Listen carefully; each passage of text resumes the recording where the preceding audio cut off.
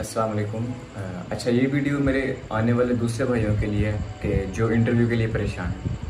मैं अपना पहले एक्सपीरियंस शेयर करने वाला हूँ। वो ये कि गुजरांवाला के अंदर 6 तारीख को फर्स्ट टाइम ही तकरीबन मेरा सीरियल नंबर 7 था। मैं इंटरव्यू देने के लिए गया था। 8 बजे के बाद जैसे ही हम एंटर होते हैं तो हम क्या देखते हैं कि सबसे पहले अपना मोबाइल वगैरह एक जगह जमा करवाना है, उसके लिए लाइन पे लगना पड़ता है। फिर उस जगह आगे जाके बायोमेट्रिक करवानी पड़ती है, बायोमेट्रिक करवाने के लिए लाइन पे लगना पड़ता है।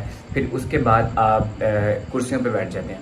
अब एक लोगों का सवाल ये है कि इंटरव्यू कैसे होता है और किसे पहले बुलाया जाता है, रोल नंबर वाइज है या कोई फॉर्म नंबर वाइज? ऐसा कुछ भी नहीं है। जो लिस्ट आपके पुलिस लाइन के बाहर लगी होंगी उनके सीरियल के तौर पर आपको बुलाया जाएगा। मेरा 7 नंबर पे था गुजरांवाला में, तो इसलिए मेरा 7 नंबर पे था, लेकिन मेरा 9 नंबर पे इंटरव्यू हुआ। अब मेरा 9 नंबर पे क्यों हुआ, इसका ही वजह है। अब दूसरा क्वेश्चन ये उठ रहा है कि क्या 3-3 लड़कों को बुलाया जा रहा है, क्या 5-5 लड़के ग्रुप जा रहे हैं? ऐसा कुछ भी नहीं है। आप समझ लें कि हर एक शख्स को अलग-अलग बुलाया जा रहा था, ठीक है। अब उन्होंने क्वेश्चन कौन से किए मेरे से, सबसे पहले मैं आपसे वो डिस्कस करने लगा हूँ। अच्छा, सबसे पहले उन्होंने मेरा नाम पूछा। मैंने उनको बताया कि सर मैं हाफिज़ हूँ, ठीक है, मेरा नाम अली हसन है। अब उन्होंने मेरी इस फील्ड के रिलेटेड मुझसे क्वेश्चन किया। वो ये कि उन्होंने पूछा तहरीक लब्बैक का पाकिस्तान में क्या किरदार है। मैंने उनको अपनी तरफ से पॉजिटिव जवाब दिया।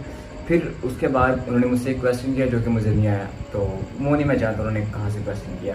नेक्स्ट क्वेश्चन उन्होंने मुझे पाक स्टडी के मतलब किया कि पाकिस्तान का रकबा क्या है। मैंने उनको बताया कि सर जो ओल्ड था वो 7,96,096 किलोमीटर इस तरह करके शो होता था, लेकिन अब आपको पता है लेटेस्ट डिवाइसेस की वजह से मेजरमेंट की गई है, तो अब 8,81,000 और समथिंग किलोमीटर है। तो ऐसा अवाम की नज़र में पुलिस करप्ट है, तो ऐसा क्यों है, इसका भी मैंने अपनी तरफ से पॉजिटिव आंसर दिया।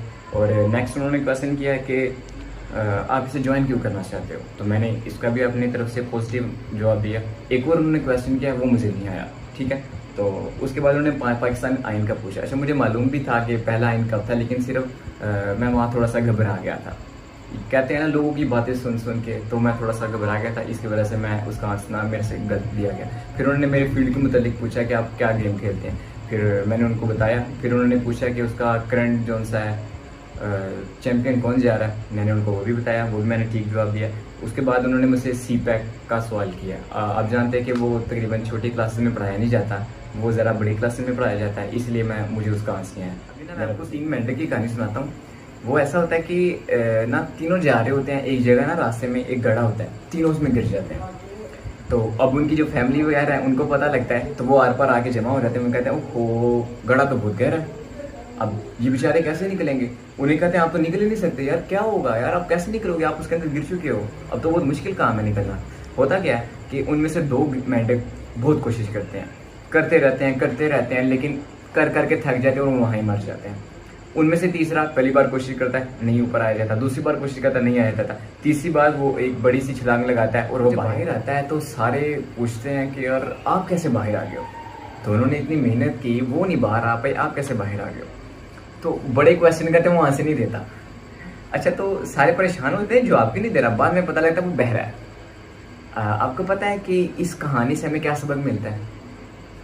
जो तीनों थे ना, जब तीनों गए थे उनमें से 2 क्यों नहीं बाहर आ पाए? सिर्फ उन्होंने सुन लिया था कि आप बाहर नहीं आ सकते, सिर्फ उनके ब्रेन के अंदर ये बात बैठ गई थी कि आप बाहर नहीं आ सकते, इसलिए उन्होंने सुना, उन्होंने बहुत मेहनत की, तो जिसकी वजह से उन्होंने अपने ब्रेन में बात बिठाई भी थी और वो नाकाम होके वो मर गए।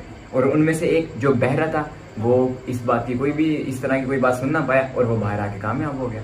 मैं आपको यही बात बताने की कोशिश कर रहा हूँ। हमने तमाम मसले वगैरह डिस्कस किए। अब बात यह है कि इसे कैसे परफॉर्म किया जाए, ठीक है। मैं आपको ये बोलूँगा आपने पजल नहीं होना यार। हर शख्स आपको ये बोलता है कि आपका कॉन्फिडेंस लूज नहीं होना चाहिए, आप पजल ना हो। वो किसी खास बात भी कहता होगा ना, इसलिए मैं आपको कुछ सवाल बताता हूँ कि इंटरव्यू में ज़्यादातर कौन से क्वेश्चन पूछे जाते हैं, ठीक है। सबसे पहले व्हाट आर योर हॉबीज़, आपकी हॉबीज़ क्या है, ठीक है। आप बताएं अपने मशगले के बारे में कि आप फारिग वक्त में क्या क्या काम करते हैं, बोलना आपने सच है, ठीक है। उसके बाद में आपको मैं दूसरा क्वेश्चन बताता हूँ कि अपनी 3 स्ट्रेंथ्स एंड 3 वीकनेस, आपकी 3 क्वालिटीज़ ऐसी कौन सी है जो कि आप बहुत बेहतर तौर पे परफॉर्म कर सकते हैं, और 3 वीकनेस कौन सी हैं जो कि आप जिसमें डल हैं, ठीक है। ये क्वेश्चन भी आप अपने ब्रेन के अंदर लिख लें और साथ के साथ ये भी लिखें कि आप पुलिस फोर्स को ज्वाइन क्यों करना चाहते हैं, ठीक है। आपने उसका रीज़न खुद तलाश करना है, उसकी तैयारी खुद करके जानी है कि आप पुलिस फोर्स को कैसे क्यों ज्वाइन करना चाहते हो, ठीक है। उसके बाद नेक्स्ट क्वेश्चन ये कि लोगों के नज़रिए में पुलिस करप्ट है, ऐसा क्यों है, तो आपने उसका भी आंसर देना है कि पुलिस या कोई इदारा करप्ट नहीं होता, उसके अंदर चंद लोग काम करने वाले करप्ट होते हैं, ठीक है। तो क्या कहते हैं, उनकी वजह से पुलिस एजेंसियाँ तमाम बदनाम है। आपने इसका भी आंसर अपने तौर पर बेहतर देना है। इसके बाद नेक्स्ट क्वेश्चन उन्होंने करना है, हम आप ही को क्यों सिलेक्ट करें। ये ऐसे क्वेश्चन है, इसके अंदर ज़रूर कोई ना कोई दो आपसे क्वेश्चन हो जाएंगे, इसलिए आप तैयारी करके जाएं। ऐसा कोई मुश्किल नहीं है, इंशाल्लाह आप कामयाब होंगे। अपने ऊपर भरोसा रखें। हाफिज़।